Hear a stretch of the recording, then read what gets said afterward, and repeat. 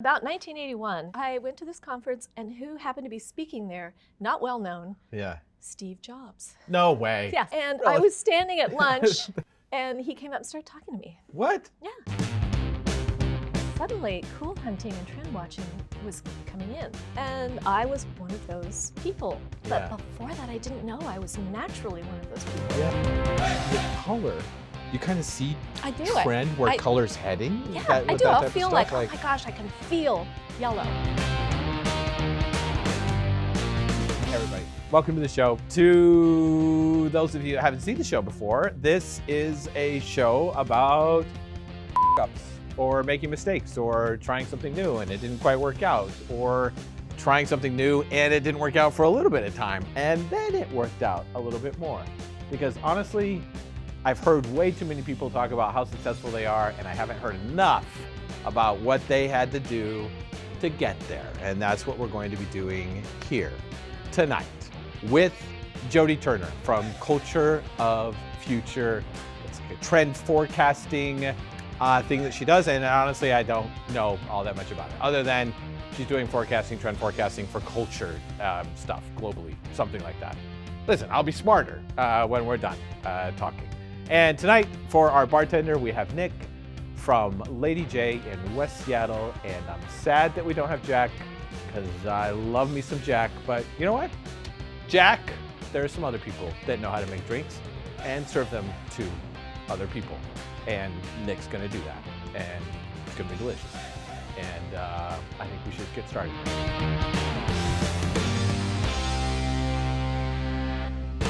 Everybody, welcome to the show. Tonight we have Jody Turner from Culture of Future.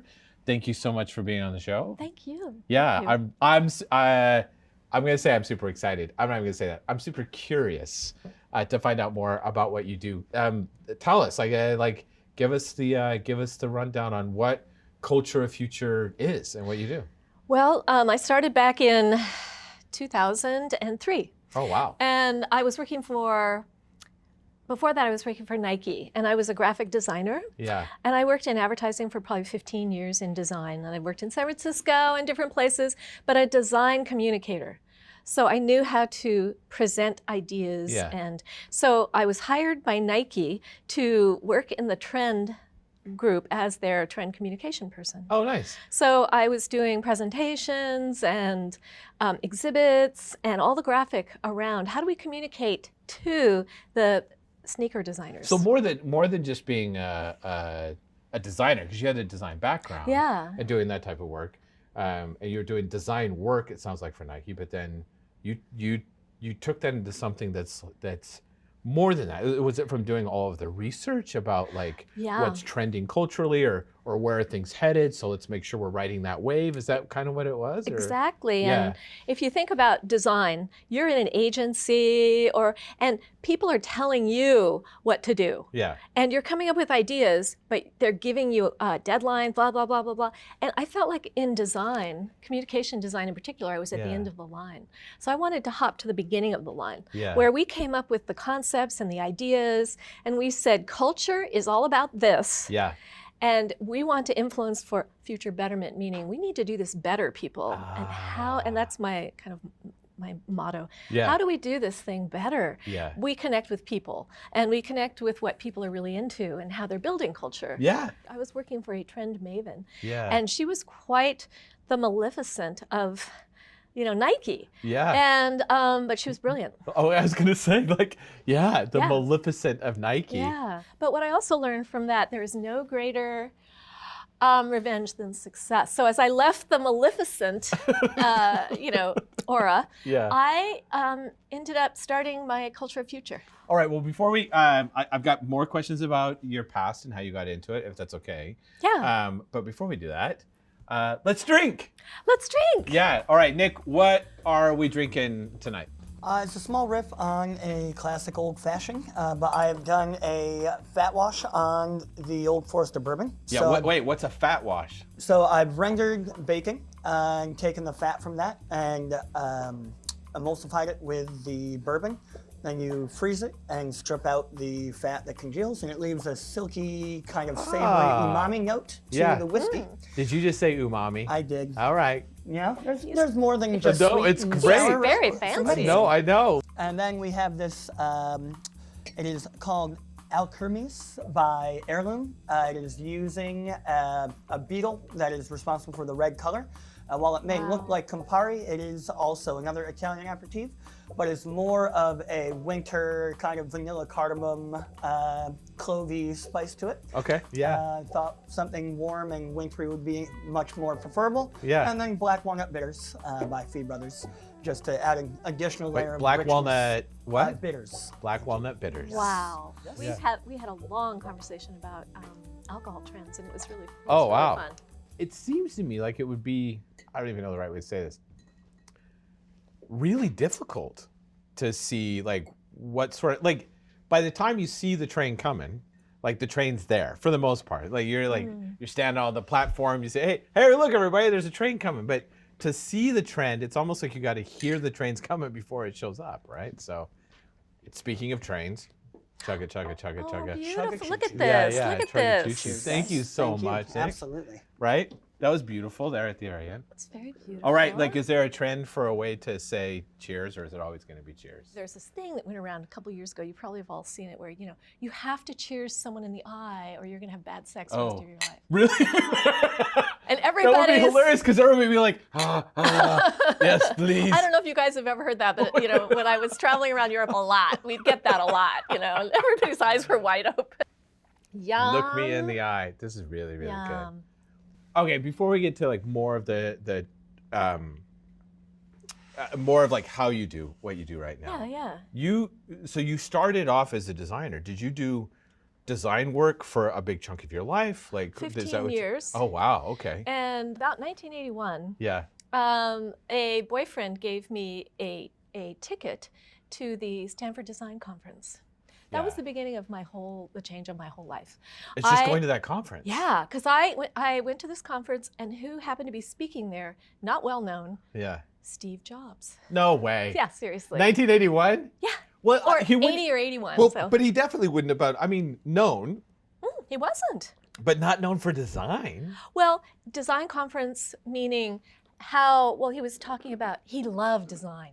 So he was talking about the future of design really comes through this computer. No way. And I remember hearing him, and my first thought was, I want to be him because he talks about the future. Yeah. And he was so right on about the future. I said, this is it, the future. You have to get tuned into the future. Right. And this is where I really started to open up to a fate. Yeah. And at lunch, that was how many years ago? Not long. 1980. Yeah. And I was standing at lunch, and and he came up and started talking to me. What? Yeah. No way. Yeah, just casually. Wait, you've had a casual conversation with Steve Jobs at a design conference. Yeah, and I remember him asking me about design, because design is really what kicked off Apple for him. Oh, for sure. And when we started really getting into talking about design, I remember this large woman with lots of baubles on came over and said, Steve-on, darling. Are you serious? Oh, I'm serious. She grabbed his arm, and I remember she pulled, I must introduce you to these people. And I remember seeing him vanish, vanishing point. And I'm like, that was probably the last casual conversation he ever had in the rest of his life. Holy moly. Holy moly.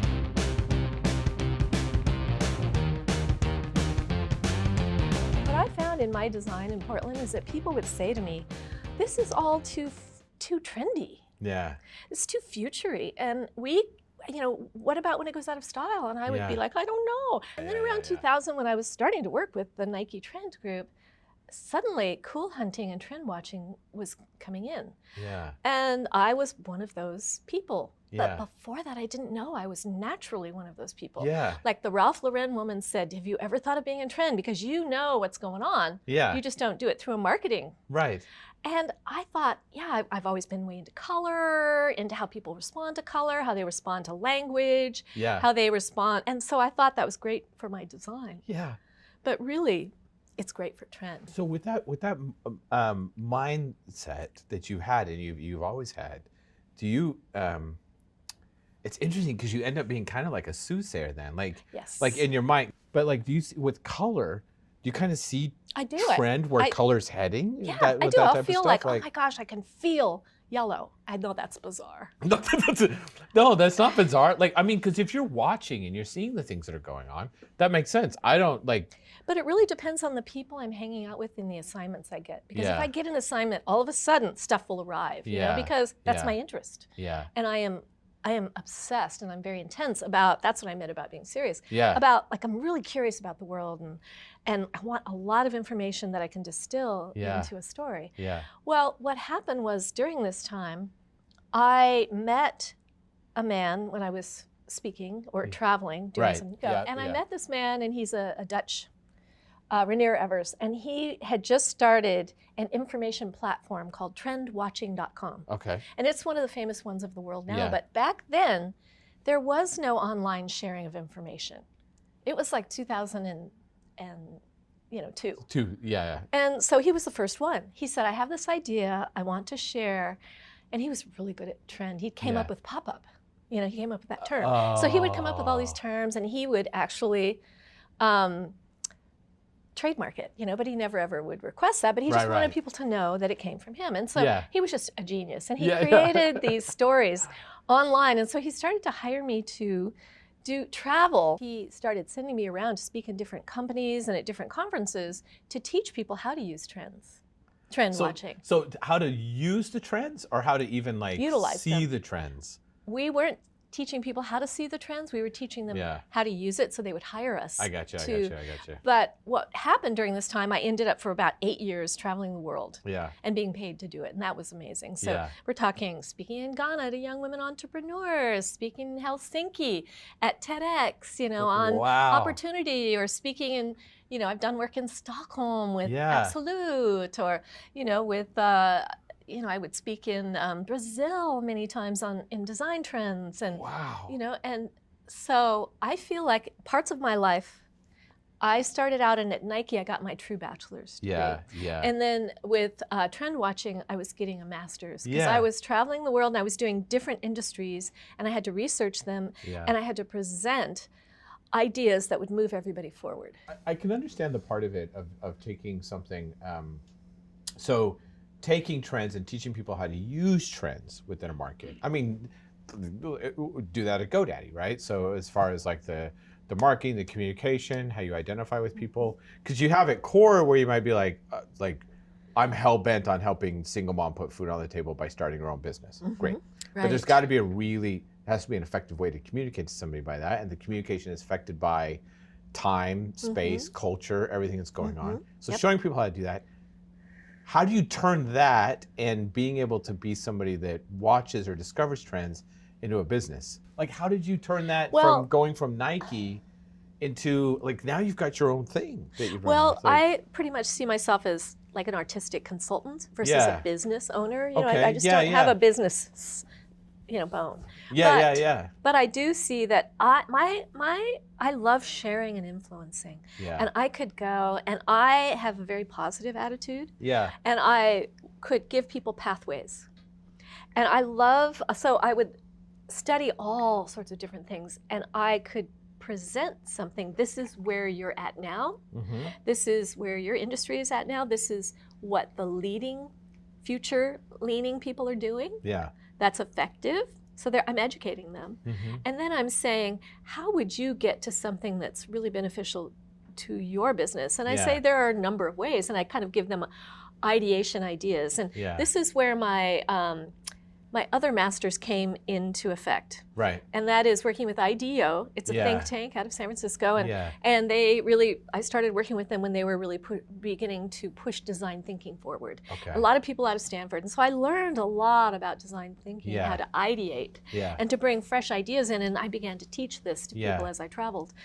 Well, have you seen anything happen, or sort of styles or trends or business trends or things like that, where you were, like, the rest of the world was surprised, but you weren't? Or Well, say like in 2010, I was on Dr. Phil. Yeah. And Dr. Phil had interviewed a bunch of trend people Yeah. through his people. His people Yeah, yeah. talking to His people talking to everybody my else. people, me. Yeah. By the way, And- I think it's amazing that Dr. Phil would want to like interview trend people. Yeah, Because it's it was Dr. Phil. interesting. I don't know Yeah. why I would think that Well, that's it was fascinating, really right? odd. He wanted me to talk trash on About the internet. About the internet. And so, Well, and that's really short-sighted now. I mean, yeah. So what I said was, the right now what's happening is that stars have power, but soon everyone will have power on the internet. yeah. And that is exactly what happened. And I said that in 2010. I said, soon it will be the common person will be the star. Yeah. And that is exactly what happened. That's exactly what happened. And yeah. he was like, well, so what do you mean? And, I said, well, people will be doing the things they love and they will be featured and they will become an influencer, which is really what I do. Yeah. And what I do is now what people will be doing everywhere. Everyone shares trends now. Everyone shares information now about They do. And we're cross-influence, and I think it's a positive thing. So what's happened is there's 24/7 on demand. Yeah. And it's become nicheified, everything. And so what does that mean? It means that everybody has to step up. And we have to really listen closely. But this whole niche thing is not just local, my favorite. It is niche amplified by crowds. Yeah. So it builds tribes that Yeah. are continually shifting. Yeah. And so I get this and I can track into that. Yeah. And that is the future. Yeah. And so a lot of people have been calling me a futurist. I'm not a futurist. I just see future leaning Yeah. directions. And I like defining things so people start to feel comfortable with Yeah. it. Yeah. Because it's really uncomfortable to think about everything being fragmented. What I love about this is this whole hybrid approach.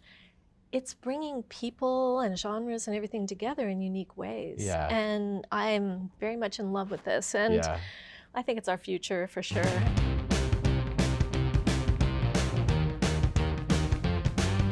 Well, has this been it's like a piece of cake for you? Like to get to the point where you're able to be a consultant, you're able to do this type of work? Is there ever a moment where you're like, Oh yeah. maybe I should go back to some place like Nike I've been doing and this do design work, right? I've been doing this 20 years, and so every time I have to recreate the wheel, new Yeah. team. And one thing that I know is that I'm a survivalist or a scrapper. Yeah. So they'll give me an assignment and I figure out how to do this. Yeah. And as a result, I've done so many different topics and so many different types of things. It's like I have no focus in a way. I'm an expert in a lot of different things. Mhm. And so I have to get my own work. So I constantly have to be, and I'm not a salesperson, I'm more a connector. Yeah. And I inspire people, and Yeah. that's great. But what happens is I give them so much information in one project, they don't need me for a year. Oh. Or Yeah, like two. we're good. We're good. We're Yeah. trying to unravel this. I got my fill. Yeah, Yeah. like that's amazing. I think that what I am really good at that most people are uncomfortable with is if someone gives me an assignment and I'm like, well, that's really foggy or kind of cloudy, like nobody can really define it. That's the future. And so you define it. And my job has been to define things in a positive way to give people hand-holding toward a better future. Yeah, right? yeah. And so I know my role is important, but I don't know how to make the big bucks. Yeah. I just am an artist. Yeah. And so I've become tired Yeah. of doing this. So I think I've done my work. Yeah. And I'm ready to, now I've signed on. I start February 2nd with a Dallas advertising agency. Oh, wow. That's doing more Middle America stuff. And I'm like, well, this will be good. Super fascinating, actually. Yeah. Well, it just sounds like based on like the trend with you is that it's almost like you're apprentice in the world over and over and over again. Yes. And so now you're getting to a point where you're going to pick up on what's going on in Middle America, which I would argue probably will be the same what's going on in Middle Spain or in Middle Poland or wherever, Yeah, right? On yeah. those types of things. But my gut tells me that you'll then end up like you'll just be that much better of a consultant or be doing that type of work because Yeah. I think trend-wise, things are going to be going back to center when it comes to I like think from so. coastlines and I things like agree. that. Yeah, that's going to be really And fascinating I'm such, to see. I'm And such you're right on the cusp of that now, yeah, right? yeah. And I do notice that whatever I start to do, it goes in that direction. Yeah. No, but I think that's wonderful to be able to see that. And- You've got an eye. Well, thank you so much for being on the show. Thank you for allowing me to just blah, blah, blah. No, I love it. forever. Well, listen, we can hang out. Nick will make more drinks. It's been really fun. Right on. Cool. And you get the future. Yeah, well, do you want, is it fist bump, shake hands, Oh, whatever oh, we do? oh, oh. Yeah. That's the future. Thanks, Jody, for being on the show. And if you like what you saw or that you watched or that you gazed at, I don't know why I have to come up with other synonyms to explain that to you, then you should subscribe. Ring the bell, click on the doohickey so that we can show up again. And if you have your own up story that you want to share, go to fups.com. We'd love to have you on the show.